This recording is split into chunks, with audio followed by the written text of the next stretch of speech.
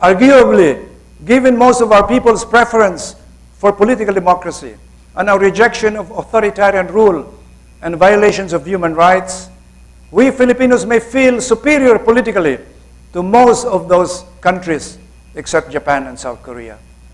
But this may be our illusion and defense mechanism as we feel left behind by them.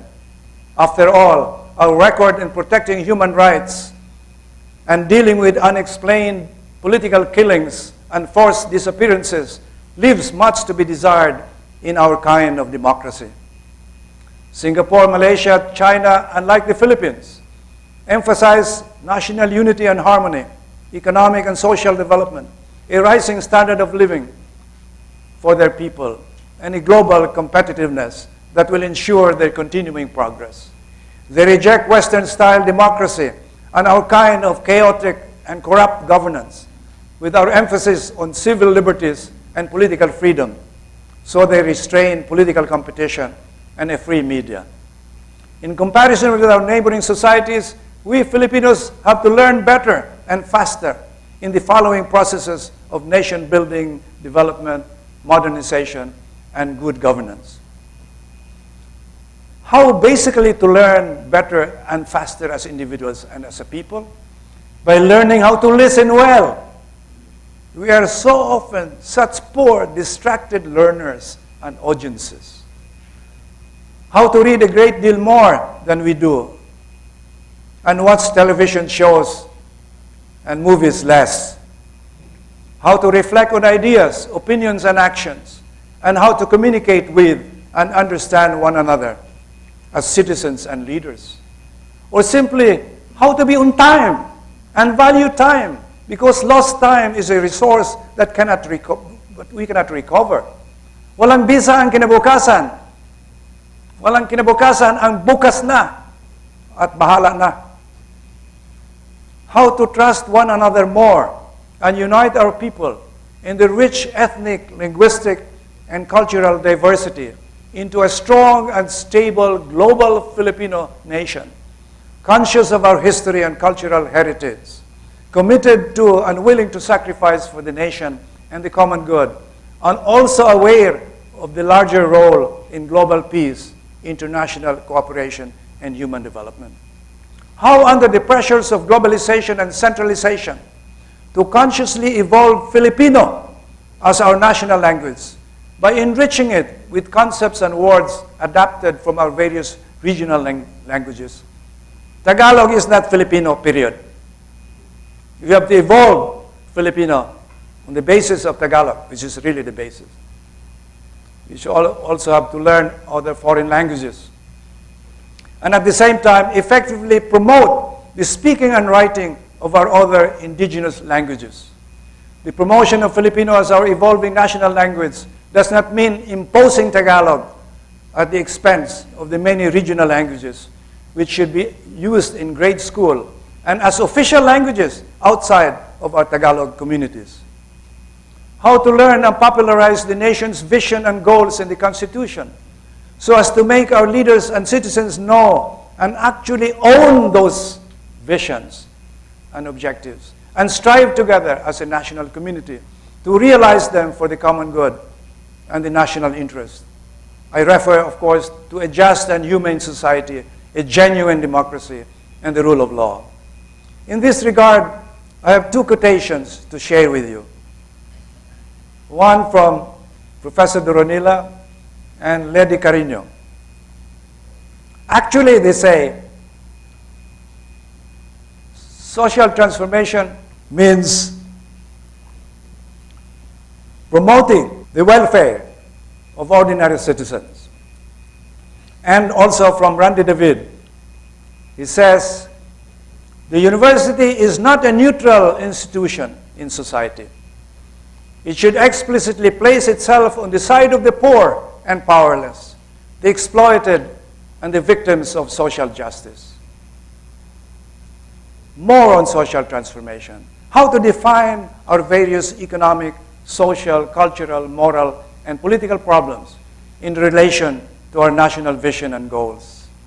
How to develop the courses of action, the policies and programs for dealing effectively with those problems, engaging and responding to different interests, to different opinions, and to dissent.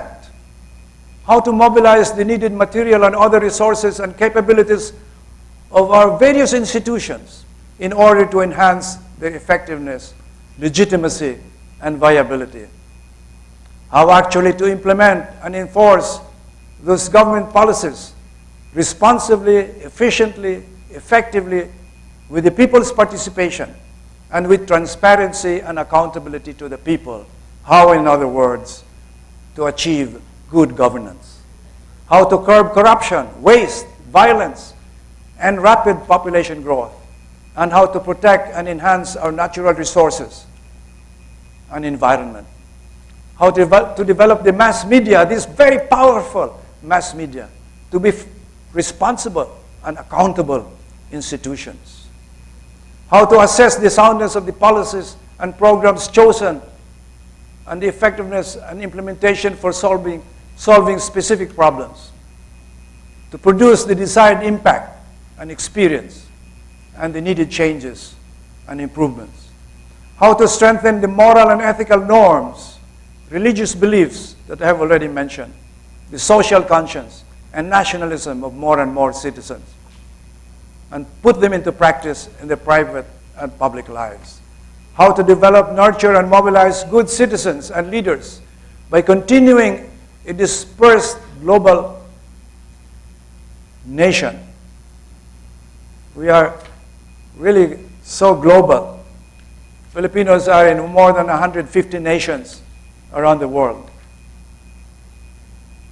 How to make them identify with the motherland as Phil-Ams, Phil-Osis, Phil-Arabos, Chinois, and Phil etc. How to reinvent and strengthen our various institutions in order to build a strong and progressive nation. How progressively to transform our oligarchic democracy into a more inclusive and egalitarian democracy with broader, empowered middle classes and a narrowing class of the poor and destitute, the powerless, the excluded, and the oppressed. How to change our politicians from being mostly transactional leaders who use the power, authority, and influence of their office mainly to provide protection, favors, and patronage to their followers in exchange for their vote, loyalty, and support, into also transforming leaders, the ones who will inform, inspire, and challenge their followers to become active, informed, and responsible citizens, committed to the common good and the nation's progress, and to holding their leaders, political parties, and civil servants accountable to the people. Clearly, a social transformation is a large, complex, interrelated, and unending process of learning and feedback, creativity, innovation, and reform, involving all our leaders, citizens, and institutions in the present generations and succeeding ones. For UP as the national university to accept and assume her responsibility in helping facilitate the nation's social transformation entails many tasks beyond her conventional teaching, research, and extension activities. Let me outline some of them. The question is, how can UP fulfill the vision of learning for truth, leadership and social transformation, and perform her leadership roles as the national university? Leading our country's community of scholars from Batanes to Tawi-Tawi is no longer just an option for UP. It is a manifest public duty and responsibility and a tremendous mandated role by the UP Charter of 2008. It is also formidable because every year the UP system is shrinking in relation to the expanding universe of Philippine higher education and our global Filipino nation that will be 100 million strong in a few years and growing. There are two ways that UP as the national university can fulfill her leadership roles. One is to develop the UP President's capacity, President Emma Roman's capacity to lead the UP system itself. This is internal leadership. And two, develop UP's capacity for leadership in national and in international higher education, the external leadership of UP. To be specific, I recommend the following. 1, make every college a national college, not just the university. The university, in fact, cannot be a national university without most of our colleges being national colleges. Many, but not all of our colleges are now virtual national colleges. 2, revitalize the education research program as a UP Center for Academic Research to undertake assessments of UP education and national education. Namatay na yata yung ERP. Ewan ko kung pinatay o namatay lang. 3rd, revive and strengthen the National Inter-University Forum on Education, NIUFE. This was my tool to be involved with all the universities. You know, our universities are divided into public and private, religious and non-religious. There is no organization that ties them all together. So we invented the NIUFE, through which we could get involved with the presidents of the different universities.